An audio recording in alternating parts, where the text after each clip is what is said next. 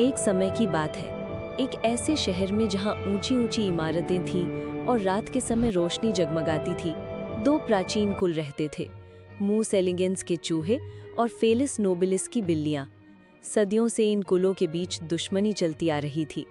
चूहे बिल्लियों को शिकारी मानते थे और बिल्लियां चूहों को सिर्फ अपना भोजन। लेकिन उनके बुजुर्गों के बीच एक फुसफुसाहट थी, एक रहस्यमयी भविष्यवाणी जो उनकी इस दुश्मनी को हमेशा के लिए बदल सकती थी। ये भविष्यवाणी कहती थी कि जब आसमान में दो चांद एक साथ दिखेंगे और धरती पर एक नीले रंग का फूल खिलेगा, तब एक बिल्ली और एक चूहा जो अपनी प्रजाति से अलग होंगे, एक साथ मिलकर एक ऐसी सच्चाई को उजागर करेंगे जो उनके पूरे अस्तित्व को हिला देगी। उन्हें एक ऐसी शक्ति का सामना करना होगा जो अंधकार में छिपी है और केवल उनकी अनोखी दोस्ती ही उसे हरा पाएगी। चूहों के समुदाय में एक छोटा फुर्तीला चूहा था जिसका नाम था रेमी।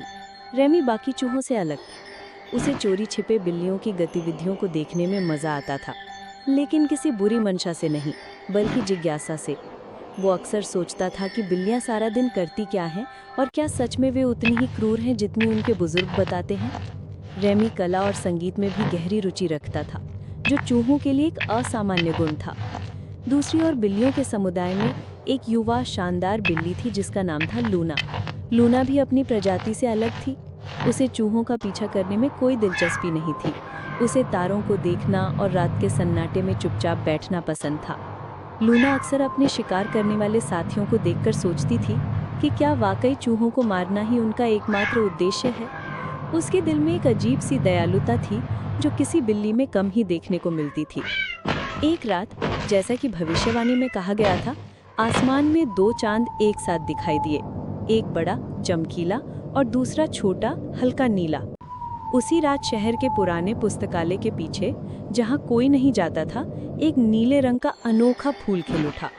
ये फूल इतना दुर्लभ था कि सदियों से किसी ने उसे नहीं देखा था। रेमी, जो अक्सर रात में शहर की खोज पर निकलता था, उस नीले फूल को देखकर आश्चर्यचकित रह गया। उसने कभी ऐसा फूल नहीं देखा था। जैसे ही उसने उसे छूने की कोशिश की, उसे एक अजीब सी ऊर्जा का एहसास हुआ। उसी पल लूना भी अपने एकांत ठिकाने से तारों को देख रही थी और उसने आसमान में दो चांद देखे। उसे भी एक अंदरूनी आवाज़ सुनाई दी जो उसे उस नीले फूल की ओर खींच रही थी। दोनों अनजाने में उसी पुस्तकालय के पीछे मिले। रेमी फूल के पास खड़ा था और लूना धीरे धीरे उसकी ओर बढ़ रही थी। जब उनकी नज़रें मिली तो डर की बजाय उनमें एक अजीब सी पहचान की भावना थी। तुम एक चूहे हो, लूना ने फुसफुसाते हुए कहा। उसकी आवाज़ में कोई धमकी नहीं थी। और तुम एक बिल्ली हो, रेमी ने जवाब दिया। उसकी आवाज़ में भी कोई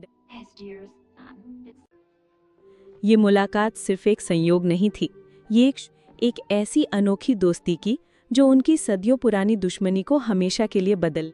उन्हें नहीं पता था कि ये नीला फूल और दो चांद उनके लिए क्या लेकर आए थे, लेकिन वे जानते थे कि उनकी जिंदगी अब पहले जैसी नहीं रहेगी।